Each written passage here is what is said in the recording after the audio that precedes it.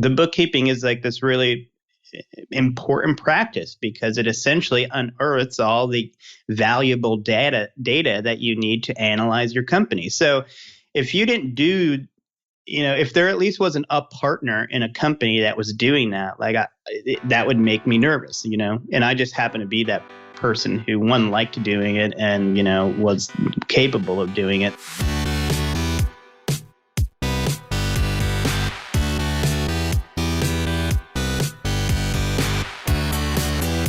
You're listening to The Successful Bookkeeper with your host, Michael Palmer. Listen each week as inspiring guests share their secrets of success to help you increase your confidence, work smarter, and build a business you love. This episode of The Successful Bookkeeper is brought to you by PureBookkeeping.com, the proven system to grow your bookkeeping business.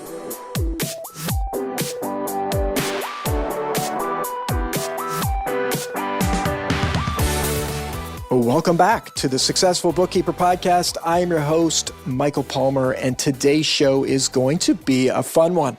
Our guest is a former owner of a Los Angeles-based multi-million-dollar production company and is now the founder of a finance business and real estate firm called Play Louder. Joe DiSanto, welcome to the show. Hi there. Thanks, Michael. Thanks for having me, man. It's great to have you. It's great to have you. And you had sent some information about what you do and your perspective of the industry and working with small business owners and positioning your services. And it just absolutely blew my mind.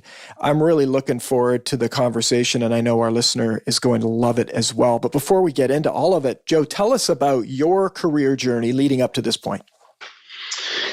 All right. Well, I was born on September 4th, 1975.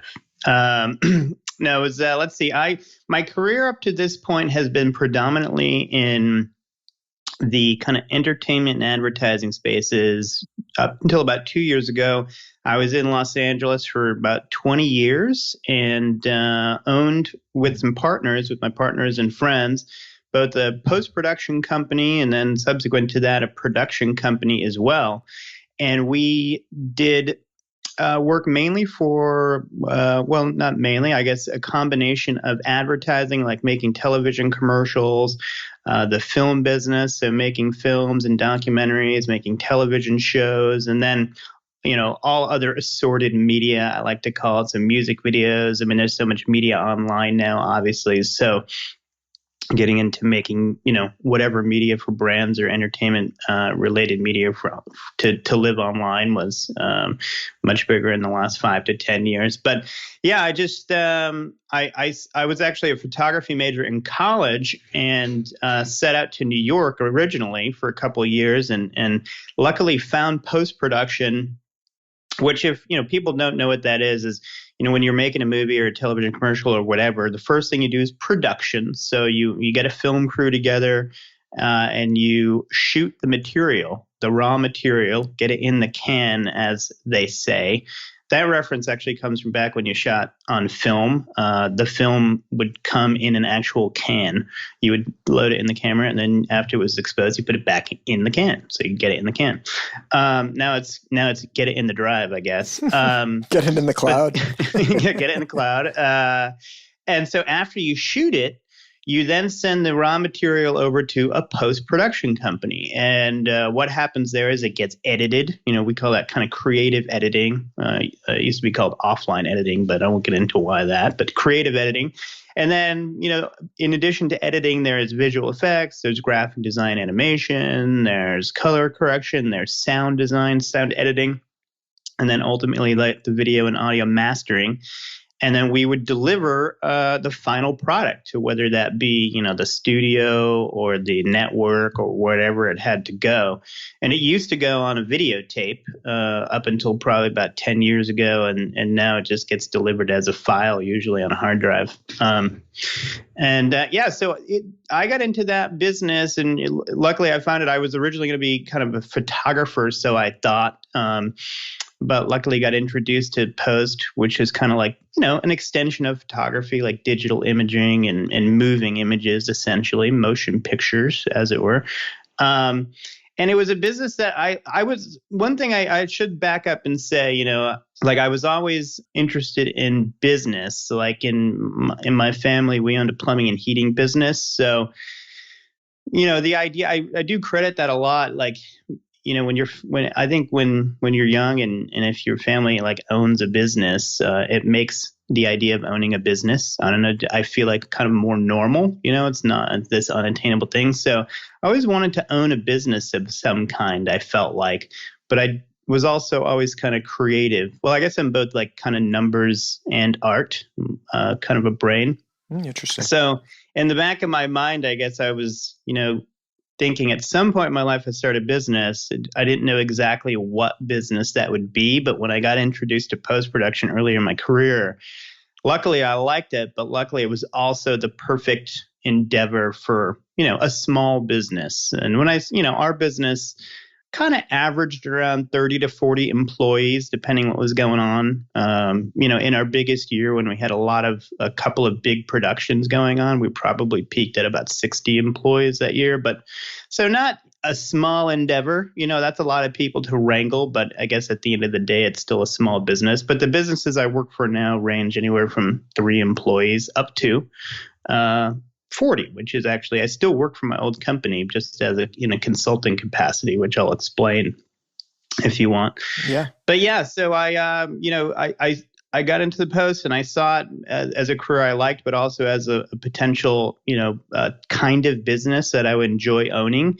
And I just set my sights on that. And inevitably, it came to pass. I did have a goal of starting my own business by the age of 30. Which kind of wasn't, I guess, a relatively arbitrary goal, really. I mean, you have to pick, these goals. But and it happened. Actually, we opened the doors 2 months after my 30th birthday, so it was pretty close.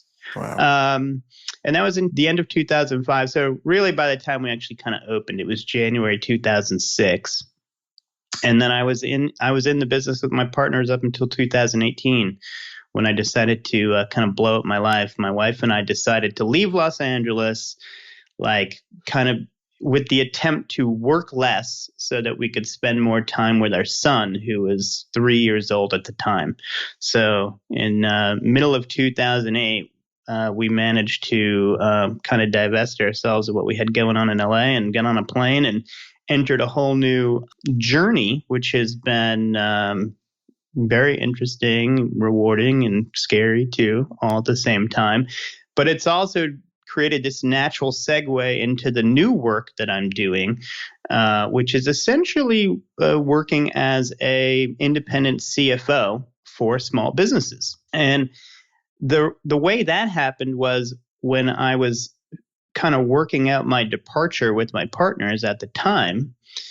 They said to me, hey, you've been managing the finances this whole time, among many other things. And they're like, we're going to have to figure out how to find other people to do all the things you're doing. So they were like, hey, would you be interested in us just paying you, a monthly retainer to keep managing the finances? You could probably do that from wherever, in today's day and age. This was pre-COVID. And so it turned out I was kind of like a little ahead of the curve on the working from home thing. And I said, yeah, that'd be awesome, because really I didn't have we didn't have quite a defined plan about like the next phase of work and how we're going to make money. So I was like, yeah, that'd be perfect. And then I was doing that and then talking to other friends who own businesses in Los Angeles. And they were like, hey, are you doing that now?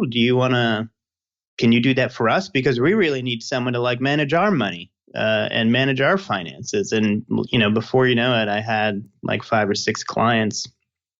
And that is pretty much how I'm making money today. I mean, I luckily did pretty well over my main work career. So I kind of describe myself a little bit as semi-retired in that I'm working part-time and that's enough, given our scenario.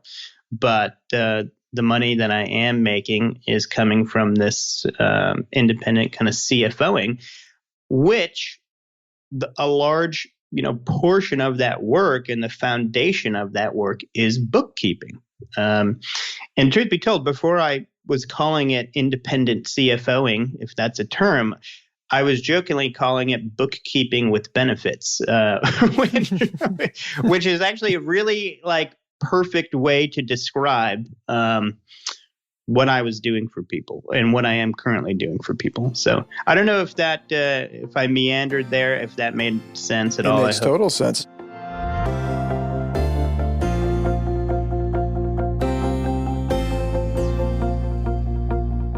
Couple of things. I love always hearing about people who have these goals that think, oh, gee, well, by 30, I'm going to have a business. I mean, it's like you've created the future.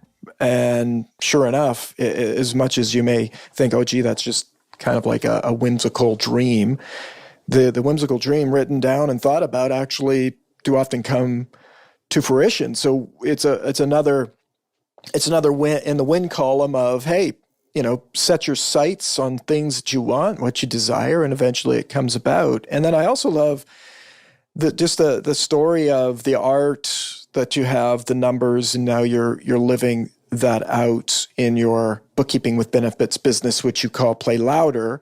And it's a part-time CFO work that you do for businesses.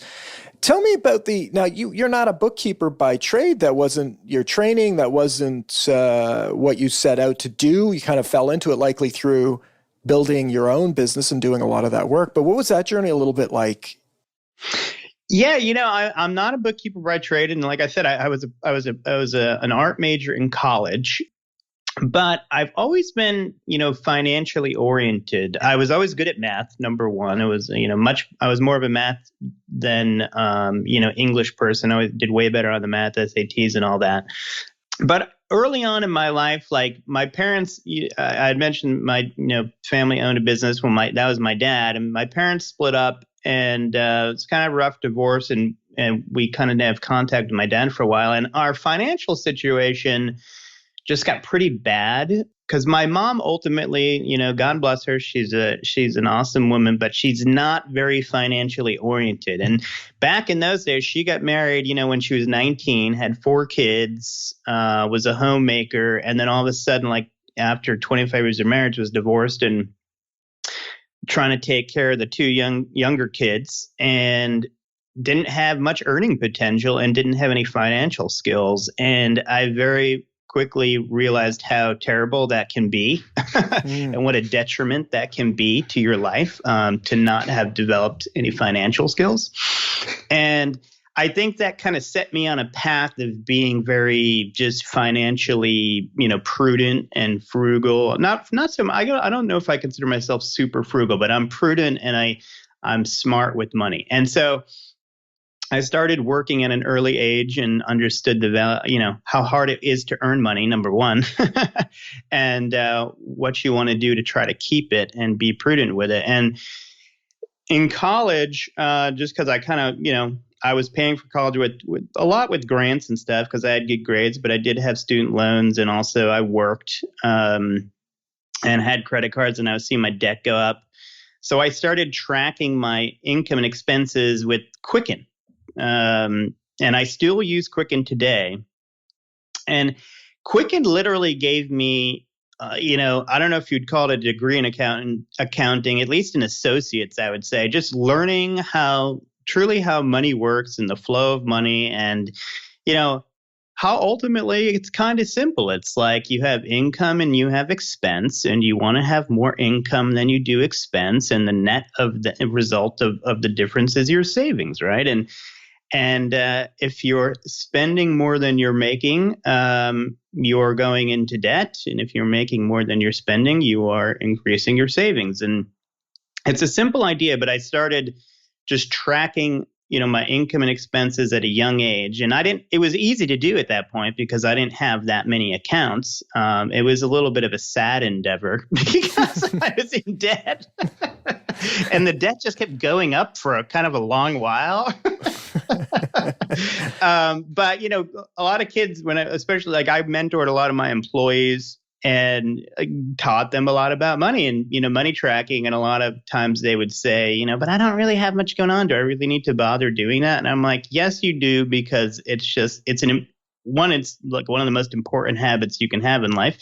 But two, it's like just because it's easy to do right now, that's the perfect way to start, because like it's going to take you like a very small amount of time and once a week in maintenance doing it.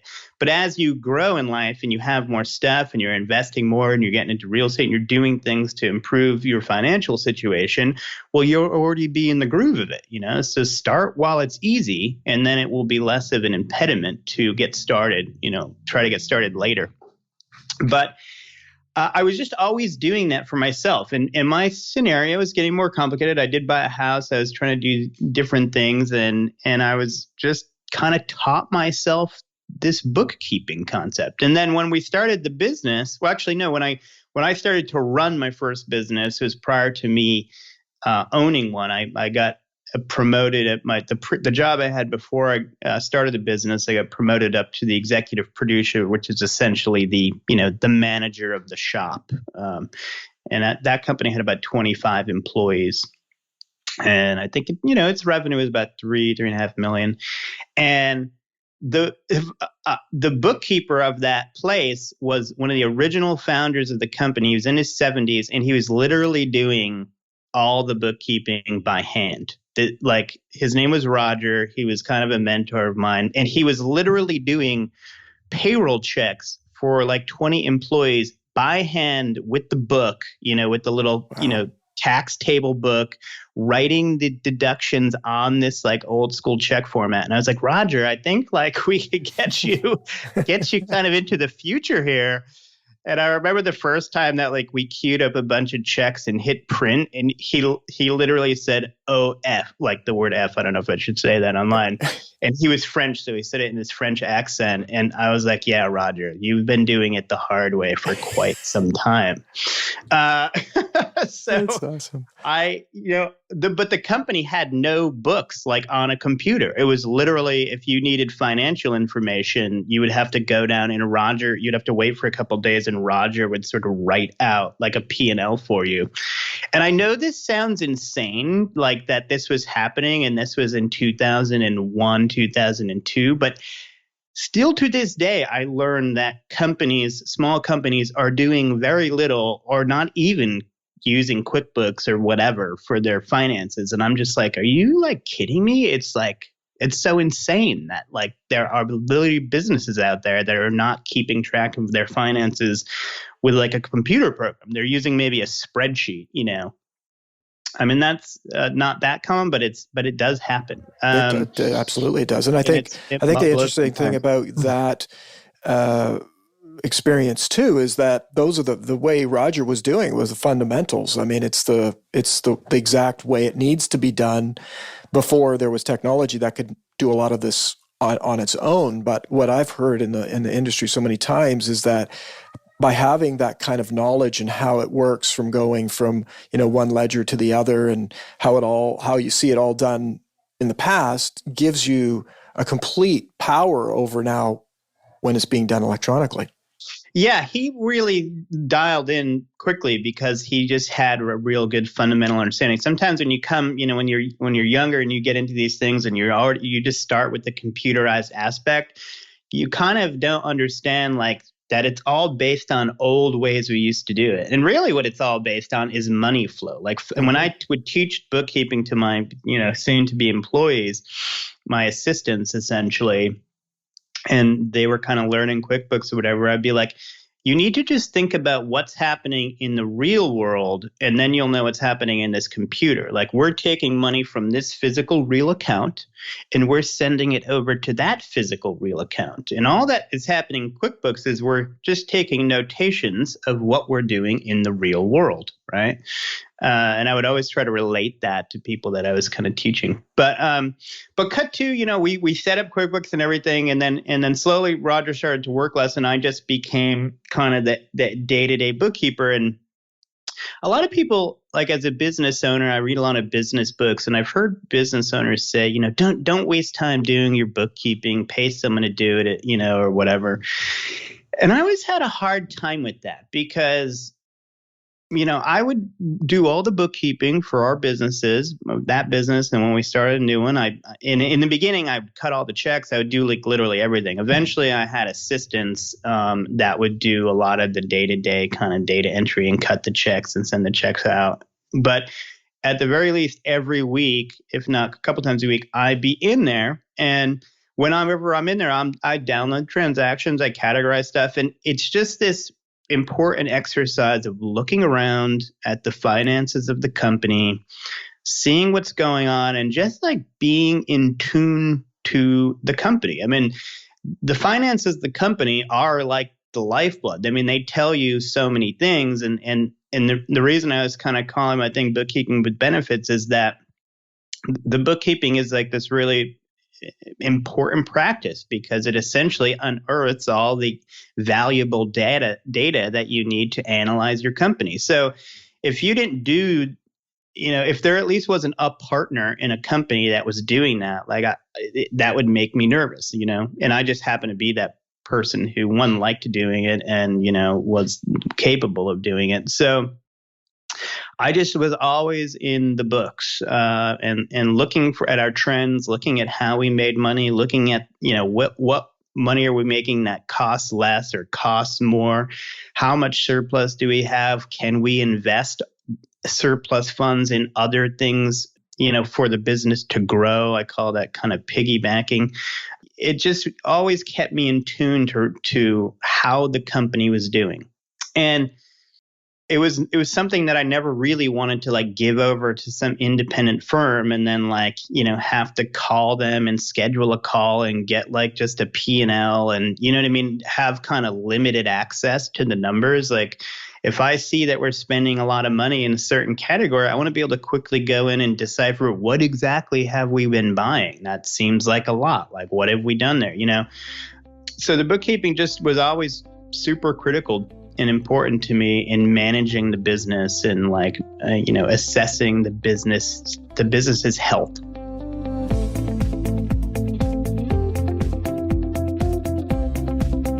And now you're doing that you're kind of being that person now for multiple companies. Yeah. Well, what I kind of started to learn was after I left and, I continue, and I still do it for my old company. It's called Therapy Studios. Anyone could check it out if they want. Therapystudios.com is the website address. I still do it for them. They pay me as a consultant. And also we own the building that the business is in. So I'm still partners with my old partners in the building, of which I also manage the finances.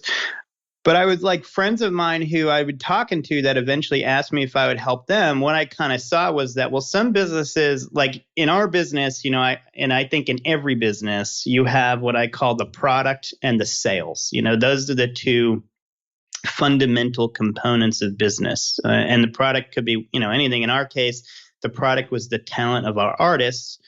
And obviously, we all know what sales is. And without those two things, it's hard to have a business. I mean, sometimes your product is so darn good that it just sells itself. And congratulations to you if that's the case. But most companies need both product and sales in order to thrive. And some companies, though, the owners of the business are both product oriented. So in like creative companies that I often am working with, the two partners would both be creative directors. So they're co-creative directors. They're dealing with the clients. They're the product. They're the reason clients are coming to the shop. But they don't have a partner that's financially, oriented, and maybe they aren't at a place where they can have a full-time CFO or something like that. And in those cases where they're just not minding the till, so to speak, when times are good, it's not a big deal because there's always money in the checking account for whatever reason. They seem to always be covering their overhead. But, in tough times, all of a sudden the checking account balance gets close to zero and they don't have no idea why. And because they just don't pay attention to it.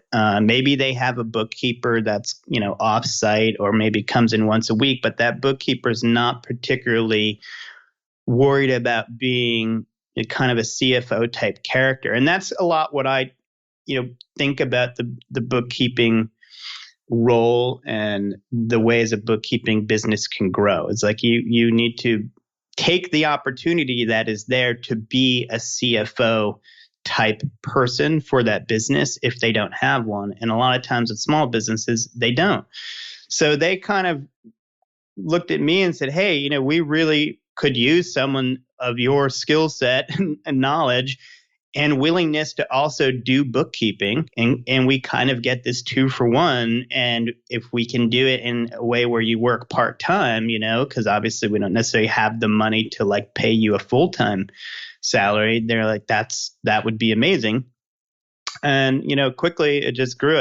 I think I now do have about 7 businesses, and I work still part-time, you know, it's tax season right now. And I basically, obviously prep all their stuff for the taxes, but being that I put myself more in a CFO category, I do the tax planning for them for the CPA. So I liaise for the clients with the CPA, and I go to the CPA not only with prepared financials for the year, but I actually also do a tax plan to go along with those financials so that the CPA like kind of essentially knows what they need to do. And if the CPA can bring more to the table, great. But the truth be told, most of the time they don't bring more to the table than I already know, because I've taken it upon myself to educate myself in taxes, which are just a huge component. I mean, taxes are a huge component of the money that is going out of everyone's pocket every year. It's probably your biggest bill ultimately as an individual. So you need to educate yourself and do tax planning. And I've kind of, as a way of being good with money over the years and ways to keep more of the hard-earned money, you know, that I've made, I've educated myself about taxes and ways to be tax efficient. So I bring all that kind of knowledge to bear. And, you know, I guess the bookkeeping thing, I should say, like, in addition to the business clients, what naturally has kind of flowed is I now am managing the finances of some of the owners of the businesses. Because as a former business owner and someone who was always trying to figure out how to, you know, not overpay in taxes and keep the money that I've made, you know, like I said, I kind of educated myself. And I really learned that for small business owners, particularly, you know, your money enters your world at the business level, right? But it really only becomes like kind of a real income at the end of the year after you've done, you know, or the end of the following year's tax period, when you filed your taxes and you know how much you're going to pay in taxes. The end result after tax is how much you've really made, right? It doesn't really matter, you know, how much you gross. I mean, certainly it matters, you know, in the sense that you have to have sales, but what you keep of the money you make as a business owner is ultimately the most important thing. And you need to factor in planning for your taxes. So I'm in this, you know, financial conversation with these business owners all the time, we're always, you know, we kind of start by talking about the business and the bottom line income of the business. And then I say, well, just FYI, well, that net result is going to pass down into your personal world. And you need to think about like your tax efficiency and what you're going to have to owe at, you know, come tax time next year. And the only way to do that is to do good financial planning and bookkeeping for your personal life. So that's why I always say, you know, on my website and to anyone that I'm working with, you need to do your personal finances just like you do your business finances. You need to do bookkeeping. You need to track them in a computer software, and you need to think about, you know, how to be, you know, most efficient with them, particularly in the tax category, but, you know, even in however you're spending your money in your life, you know. So I look at this, you know, money in, you know, in kind of money, I guess, into the savings account, so to speak, as this one sort of, you know, holistic thing. And I just take it upon myself, even though I'm just the business kind of bookkeeper, to educate my clients about how that all works and how we need to like focus on them preparing and saving for their future, you know, because you know, the funny thing is at the end of the day, whether you own a business or not, and it means, you know, means whatever it means to you and this, that, and the other, we are all slowly working towards kind of like a later in life scenario, whether you want to call that retirement or some version of financial independence or whatever. So it all does essentially boil down to that. So if you're not really looking at the whole picture, like money enters my business, at the top, but it becomes like real for me, after I pay my taxes at the end of the year, and that pot of money goes towards my, future time of retirement, we'll say. If you're not thinking about all of that at the same time, you're ultimately going to shortchange yourself on the retirement piece of the pie. Did that make sense? It makes total sense. And, there's a couple of things. Number one on that point is thinking with the end in mind. Often people don't think about the end in mind. They think about like what's in front of me right now, make my business, have it be successful, make money there. But what's the point? Why are you doing this? Where are you trying to get to? If it all doesn't connect, it's like saying, well, gee, I'd like to go to Paris. Well, I'm going to take a car and just start driving to Paris. Well, eventually you're going to run into, well, wait a second, this isn't working because you got to get across the ocean. So thinking that long term and connecting all the dots. I think often in life we work with multiple people that have multiple expertises, and they're not working together. They're not taking you from one to the end, right? Exactly. I really see that as being one of the valuable things that you offer is not here, we're going to do your bookkeeping. It's we're going to do your bookkeeping. We're going to understand what that all means in your business. We're going to understand how the tax implications work. We're going to partner and make sure that your CPA is on track with everything that you're doing and have really clear. And then you're also looking at the personal end of things around, okay, this business is doing this for you. How is it going to impact you from a tax perspective? How's it going to set you up for the future? What are your future plans? I mean, really, really fantastic, really valuable. Wow. This episode has been absolutely remarkable. We took up an entire hour.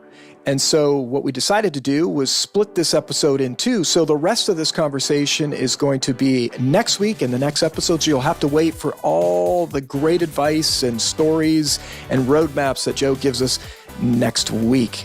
We'll see you then.